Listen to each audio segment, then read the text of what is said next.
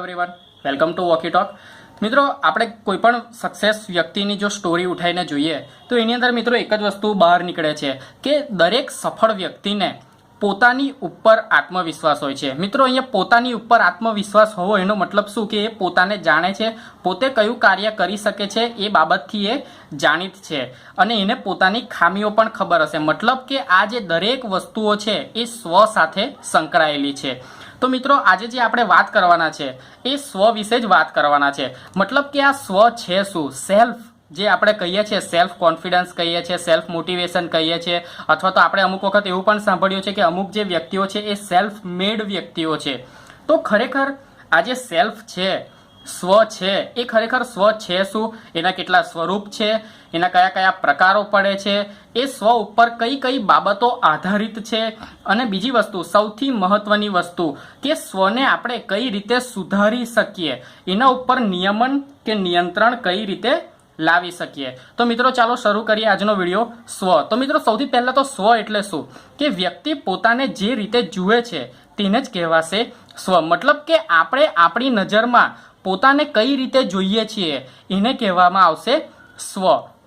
હવે સ્વના આપણે સ્વરૂપ વિશે વાત કરીએ તો મિત્રો, સ્વના જે સ્વરૂપ છે એ આપણે જો ના યાદ રાખવું હોય તો પણ યાદ રહી જાય એવા છે. સ્વના સ્વરૂપ છે બે, એક અડધો સ્વ અને બીજો વ. મતલબ કે સ્વના, જો તમને પરીક્ષામાં પૂછાય, ડાયરેક્ટ ક્વેશ્ચન આવી શકે છે કે સ્વના કેટલા સ્વરૂપો છે, 1 2 3 4, તો જવાબ આવશે બે સ્વરૂપ છે. હવે કયા કયા બે સ્વરૂપ છે? તો સૌથી પહેલું જે સ્વરૂપ છે એ છે આત્મલક્ષી સ્વરૂપ. મિત્રો, આત્મલક્ષી સ્વરૂપનો મતલબ શું થશે કે આપણા એવા લક્ષણો કે જે અન્યની અંદર ના હોય. મતલબ કે અન્ય વ્યક્તિ કરતાં આપણને જે જુદા પાડતા લક્ષણો છે એ લક્ષણોને આધારે એ લક્ષણો જે હશે એને કહેવાશે આત્મલક્ષી સ્વરૂપ. બરાબર? તો હવે આત્મલક્ષી સ્વરૂપ એના વિશે થોડો વધારે આપણે પાયો મજબૂત કરીએ તો જ્યારે વ્યક્તિ પોતાની ઓળખાણ આપતો હોય તો પોતાનું નામ બોલે છે. મતલબ કે જ્યારે વ્યક્તિ એવું કહેતો હોય કે ભાઈ મારું નામ આ છે, અથવા મારામાં આ પ્રકારનો ગુણ છે કે હું એક સારો લેખક છું, અથવા તો હું એક સારો શિક્ષક છું, હું એક સારો સંગીતકાર છું. મતલબ કે એ પોતાના ગુણ દર્શાવતો હોય.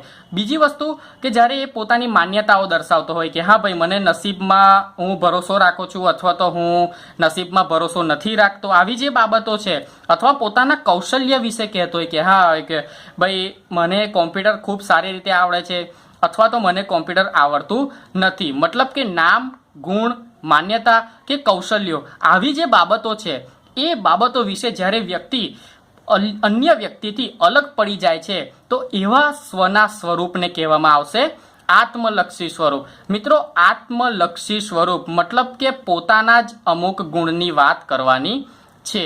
હવે આપણે સ્વનો જે બીજો પ્રકાર છે એ સ્વનો બીજો પ્રકાર જોઈએ, એ મતલબ કે સ્વનું બીજું સ્વરૂપ જોઈએ. તો સ્વના જે બીજું સ્વરૂપ છે એ છે વસ્તુલક્ષી સ્વરૂપ. મતલબ કે વસ્તુલક્ષીનો અર્થ શું થશે કે વ્યક્તિ જેવો છે એવો જ એને એ જ સ્વરૂપમાં આપણે બેઠો સ્વીકારી લેવાનો છે. મતલબ કે સ્વના જે ગુણધર્મ છે, એના જે મૂળભૂત ગુણો હોય છે તેના દ્વારા જ એને દર્શાવાય છે. માનો કે આપણો કોઈક એક મિત્ર હોય અને એક ખૂબ સરસ ચિત્ર દોરતો હોય તો આપણે એને ચિત્રકાર તરીકે ઓળખીશું. અને જો કોઈ બીજો એક મિત્ર હોય અને જો એ ખૂબ સારું ગાયન ગાઈ શકતો હોય તો આપણે એને સંગીતકાર તરીકે ઓળખાવીશું. તો મતલબ આવા જે લક્ષણો છે, બરાબર, તો એવા લક્ષણો કહેવાશે વસ્તુલક્ષી સ્વરૂપ. મતલબ કે અહીં જે કોઈ પણ વ્યક્તિ હશે એ પોતે એવું નહીં કહે કે ભાઈ હું ચિત્રકાર છું અથવા તો હું સંગીતકાર છું. ના, વ્યક્તિ એવું કહેશે નહીં. જો વ્યક્તિ એવું કહે તો એ સ્વનું કયું સ્વરૂપ કહેવાશે? આત્મલક્ષી સ્વરૂપ કહેવાશે. પણ અહીં આપણે પોતાની દ્રષ્ટિએ જોયું છે, એના લીધે એ બાબતને આપણે વર્ણન કરીને એને સ્વીકાર કરેલો છે. તો હવે આગળ જોઈએ કે સ્વનું જે આત્મલક્ષી સ્વરૂપ છે એ સ્વને કર્તા તરીકે અને વસ્તુલક્ષી સ્વરૂપ જે છે એ સ્વને વિષય વસ્તુ તરીકે રજૂ કરે છે. મતલબ કે મિત્રો, અહીંથી આ બે ક્વેશ્ચન ખૂબ સારા એવા નીકળી શકે છે કે સ્વનું આત્મલક્ષી સ્વરૂપ સ્વને નીચે પૈકી કયા તરીકે શાના તરીકે રજૂ કરે છે? તો સ્વને રજૂ કરશે આત્મલક્ષીમાં કર્તા તરીકે, અને વસ્તુલક્ષીની અંદર આવશે વિષય વસ્તુ. તો મિત્રો, અહીંયા વિષય છે, વસ્તુ, બરાબર, તો એકદમ સરળ જ છે, યાદ રહી જાય એવું જ છે. એક અહીંથી ક્વેશ્ચન નીકળી શકે એવો છે કે સ્વ એ કર્તા તરીકે શું છે? તો મતલબ કે સ્વ એ કર્તા તરીકે જ્ઞાતા છે, અને સ્વ કર્તા તરીકે ક્યારે આવી શકે છે, કયા સ્વરૂપમાં આવી શકે છે? તો સ્વ એ કર્તા તરીકે આત્મલક્ષી સ્વરૂપમાં આવી શકે છે. મિત્રો હવે આપણે જોઈએ કે આ જે સ્વ છે એ સ્વ કઈ કઈ બાબતો ઉપર આધાર રાખે છે. મિત્રો હવે આપણે જોવાનું છે સ્વ વિકાસ સાથે સંકળાયેલ બાબતો. મતલબ કે આ જે સ્વ વિકાસ છે એ વિકાસની સાથે કઈ કઈ બાબતો સંકળાયેલ છે, મતલબ કે કયા કયા પરિબળો એવા છે કે જે સ્વ વિકાસને અસર કરે છે. તો એના માટેના મુખ્ય પરિબળો છે 4 પરિબળો છે. તો સૌથી પહેલું પરિબળ છે કે પોતાની નજરમાં પોતાની વિશેની છાપ. મતલબ કે વ્યક્તિ પોતાના વિશે શું વિચારે છે, આપણે આપણા વિશે શું વિચારીએ છીએ, એ સ્વ વિકાસની અંદર ખૂબ જ મહત્વનો ભાગ ભજવે છે. જો કોઈ બાળક પોતાના વિશે એવું વિચારતો હોય કે ભાઈ હું તો ડફોડ છું, અથવા તો મને બધું જલ્દીથી યાદ નથી રહેતું, અથવા મને આવડતું નથી, તો એ એક પ્રકારની નેગેટિવ વૃત્તિ કહેવાશે, અને એના લીધે એનું ભવિષ્ય પણ એ દિશા તરફ, મતલબ કે એનો જે સ્વ વિકાસ છે એ નેગેટિવ થતો જશે. પણ જો કોઈ બાળક એવું હોય અને એ જે વિચારતું હોય કે ના ના મને આવડે છે, હું શીખી જઈશ, આ રીતનો જો પોઝિટિવ એટીટ્યુડ રાખતો હોય તો એનો સ્વ વિકાસ સારી દિશામાં જઈ શકે છે. બીજું જે પરિબળ છે, મતલબ કે બીજી જે બાબત છે એ છે માતા પિતા કુટુંબના જે સંસ્કારો તેમજ બાળપણમાં અન્ય દ્વારા મળેલી માહિતી કે સંદેશા. તો મિત્રો આપણને આપણા માતાએ એવું શીખવ્યું હોય કે બેટા જ્યારે પણ જમવા બેસો તો એક વખત ભગવાનને યાદ કરવું. તો આવી જે બધી બાબતો છે એ સ્વ વિકાસ સાથે પણ સંકળાયેલી છે. બીજી વસ્તુ છે આસપાસના લોકો તેમજ વાતાવરણ. કોઈ બાળક હોય અને એના ઘરની આસપાસ હંમેશા જો ઝઘડાવાળું વાતાવરણ રહેતું હોય તો બાળક પણ ઝઘડાળું બનશે. અને જો કોઈ બાળક હોય એના ઘરની આસપાસનું જે વાતાવરણ હોય એ શ્રદ્ધામય હોય, ભક્તિમય હોય, સારું વાતાવરણ હોય તો બાળકના જે માનસ ચિત્ત ઉપર પણ સારી અસર પડી શકે છે. હવે આગળ જોઈએ ચોથી બાબત કે જીવનના આદર્શો, મૂલ્યો અને ધ્યેયો. મતલબ કે બાળક જે છે એ પોતાના લાઈફની અંદર શું કરવા માંગે છે, એણે જે કંઈ પણ નક્કી કર્યું હોય એના આધારે એનો સ્વ વિકાસ સંકળાયેલો છે.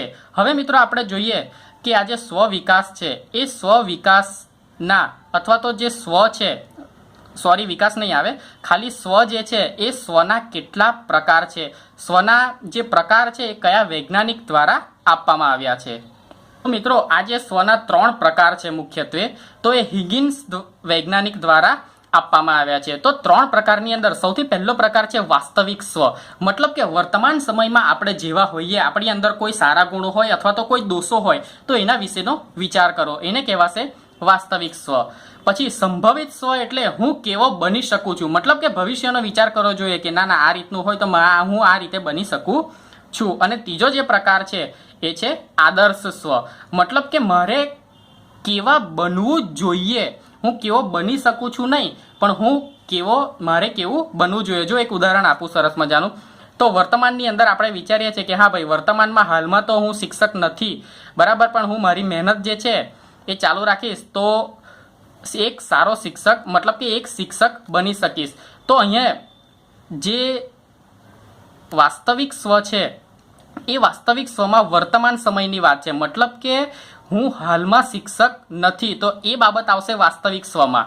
પછી એ જ્યારે શિક્ષક બની જશે અને પછી વિચારશે કે ભાઈ, તો સંભવિત સ્વમાં આવશે કે હું એક સારો શિક્ષક બની શકું છું. અને આદર્શની અંદર આવશે કે સારા શિક્ષકો તો ઘણા બધા હોય, પણ એ તમામ સારા શિક્ષકોમાંથી પણ હું સર્વશ્રેષ્ઠ શિક્ષક બની શકું છું. મતલબ કે આ રીતની એક વાત છે.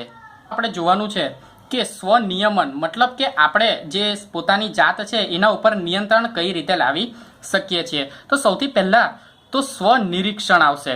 પણ મિત્રો આ જે બધી પદ્ધતિઓ છે એ મનોવૈજ્ઞાનિક પદ્ધતિઓ છે. મિત્રો સ્વનિયમન મતલબ કે સેલ્ફ જે આપણે ડિસિપ્લિન જે છે એની જરૂર શું કામ પડે, તો આપણા જીવન જે છે એ ખરેખર પરિવર્તનીય છે. આપણા સમક્ષ અમુક વખતે એવી પરિસ્થિતિઓ આવતી હોય છે કે આપણે એ પરિસ્થિતિને આધીન થવું પડે છે. અમુક સંજોગોમાં એ પરિસ્થિતિને સામે લડવું પણ પડે છે અને અમુક સમયે આપણે પગ પાછા પણ કરવા પડે છે. તો આવા કપરા સમયની અંદર વ્યક્તિ જે છે એને સંયમ રાખવો ખૂબ જરૂરી છે.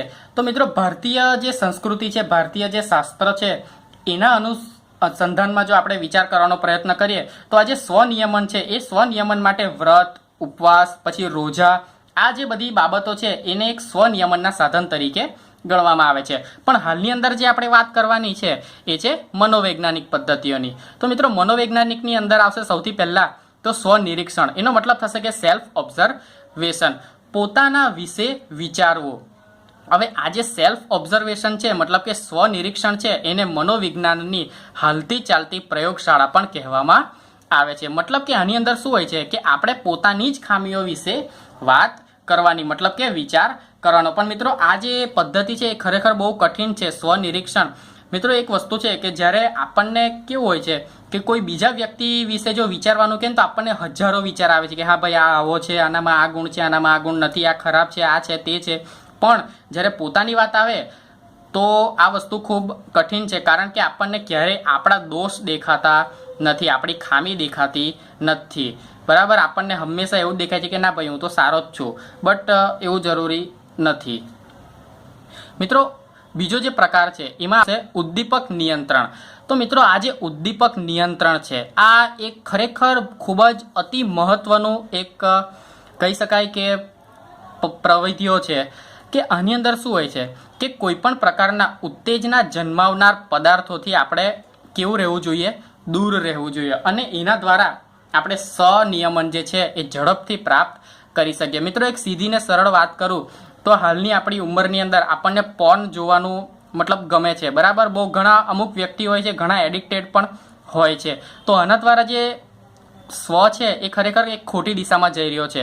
તો એ વ્યક્તિએ શું કરવું જોઈએ કે એવા જે ઉત્તેજક પ્રકારના ચિત્રો આવે છે, અમુક પ્રકારની વિડીયો ક્લિપ્સ આવે છે, એવા જે અમુક પેપર આર્ટિકલ્સ લેખો આવે છે, તો આ બધી બાબતોથી એણે દૂર રહેવું જોઈએ. હવે મિત્રો એક સીધી અને સરળ વસ્તુ છે કે કોઈ વ્યક્તિ પોર્ન ક્યારે જોતો હોય કે જ્યારે નવરાશના સમયમાં હોય.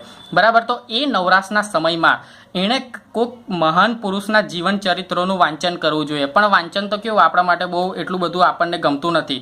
તો એના માટેની બીજી પણ એક પ્રયાસ આપણે કરી શકીએ છીએ કે આપણે આપણું જે ધ્યાન છે એ ખરેખર એ પોર્નમાંથી હટાવીને કોઈક સારી બાબતની અંદર લગાવી શકીએ. માનો કે કદાચ કેસીઓ વગાડતા શીખવું હોય તો એ ઈચ્છાને આપણું ધ્યાન જે છે એ સંગીત તરફ વાળી શકીએ છીએ, ચિત્રકલા તરફ વાળી શકીએ છીએ, નાટ્યકલા તરફ વાળી શકીએ છીએ. બરાબર, નૃત્ય કલા તરફ વાળી શકીએ છીએ. બરાબર, તો આ રીતે આપણે પોતાનું જે ધ્યાન છે નવરાશના સમયની અંદર આવી બધી પ્રવૃત્તિ કરીશું તો ખરેખર ફાયદો થાય એવો છે. બરાબર, એના પછી જ પ્રાણાયામ કરીશું. તો આ રીતની જે અમુક બાબતો આપણે અનુસરીશું તો આ જે ઉત્તેજના મેળવનાર પદાર્થોથી આપણે દૂર રહી શકીશું અને જે આપણી નજર છે એ આપણે બસ સેલ્ફની અંદર પોતાની નજરમાં ઉઠી શકીશું, અને એ બાબત આપણને જીવનમાં પણ ઘણી કામ લાગી શકે છે. હવે મિત્રો જે છે એ સ્વપ્રબલનનો મતલબ એવો થશે કે કોઈપણ પ્રકારના પુરસ્કાર અથવા તો શિક્ષાના માધ્યમથી સ્વનિયમન કરવું. મતલબ કે જ્યારે કોઈ બાળક જે છે એ ગૃહ કાર્ય કરી લાવે તો એને ભાઈ શાબાશી આપવી કે ભાઈ સરસ સરસ બેટા તું સારું ગૃહ કાર્ય કરી લાવ્યો, શાબાશ શાબાશ, આગળ પણ આ જ રીતે મહેનત કરતો રહેજે. તો એ બાળકને પણ એક પ્રકારનું મોટિવેશન મળે છે કે ના યાર બરાબર છે, મને આખા ક્લાસમાંથી સાહેબે મને જ શાબાશી આપી. બરાબર, તો આ એક કહી શકાય પ્રબલન. અને બીજું કે ભાઈ એ પુરસ્કાર દ્વારા થયું, પણ શિક્ષાના માધ્યમથી મતલબ કે કોઈ વિદ્યાર્થી જે છે એ વિદ્યાર્થીની ખરાબ ટેવ છે. ઘણી વખત કોઈક વિદ્યાર્થીઓ ચોરી કરતા હોય છે. બરાબર, ખરાબ સ્કૂલમાં પણ અપશબ્દો બોલતા હોય છે. તો એ બાબતોને લઈને એમને શિક્ષા કરવી જરૂરી છે. હાલમાં તો સરકારે શિક્ષા કરવા પર પ્રતિબંધ મૂક્યો છે, પણ મારું તો એવું જ માનવું છે મિત્રો કે ખરેખર શિક્ષા તો થવી જોઈએ. હા, એના માટેના અમુક રૂલ હોવા જોઈએ કે ભાઈ આનાથી વધારે કડક શિક્ષા થવી જોઈએ નહીં, બટ શિક્ષા તો થવી જ જોઈએ. એક વસ્તુ તમે જ કહેજો મિત્રો, જો તમને યોગ્ય લાગે તો કમેન્ટ્સમાં જરૂર લખજો કે ખરેખર જો આપણા શિક્ષકોએ આપણને જો માર્યા ના હોત, શિક્ષા ના કરી હોત તો શું ખરેખર આપણે આજે જેટલું ભણ્યા છે એટલું ભણી શક્યા હોત? ના, ક્યારેય નહીં. હું તો એવું માનું છું કે ના. ચલો છોડો, આગળ જોઈએ. તો સ્વ ઉપદેશન, આ મિત્રો એક જબરજસ્ત વસ્તુ છે કે સ્વ ઉપદેશન મતલબ કે પોતાની જાત સાથે વાત કરવી. પોતાને મિત્રો આ એક ખૂબ ખરેખર બહુ સારી વસ્તુ છે. એક તમે કામ કરજો કે અરીસાની સામે ઊભા રહીને પોતાની સાથે વાત કરવાનો પ્રયત્ન કરજો. મતલબ કે અરીસાની સામે ઊભા રહીને એવું બોલજો કે ચલો આજે આખા દિવસમાં મેં શું કર્યું, આમાંથી મારા જીવનમાં કામ લાગે એટલું કેટલું હતું, મારી કઈ ખરાબ ટેવો છે. કોઈ પરિસ્થિતિ બને, માનો કે કોઈ વ્યક્તિ પર તમને ગુસ્સો આવે તો તમે અરીસા સામે જોઈને પોતાની જ જાતને પૂછો કે ભાઈ મને ગુસ્સો કેમ આવ્યો, શું ખરેખર મારે ગુસ્સો કરવો જોઈતો હતો, ન કરવો જોઈતો હતો. તો આ જે સ્વ ઉપદેશ છે એ સ્વનિયમન માટે ખૂબ સારી પદ્ધતિ છે.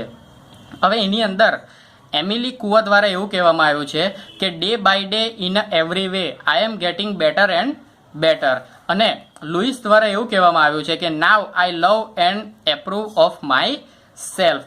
તો મિત્રો આ ટોપિક એકદમ સરળ જ છે, યાદ રહી જાય એવો જ છે. અને સ્વનિયમન મિત્રો આ ખાલી આપણા એક્ઝામ પોઈન્ટ ઓફ વ્યૂથી મહત્વનો છે એવું નથી, ખરેખર આપણા જીવનમાં પણ આનું એક સારું એવું મહત્વ છે.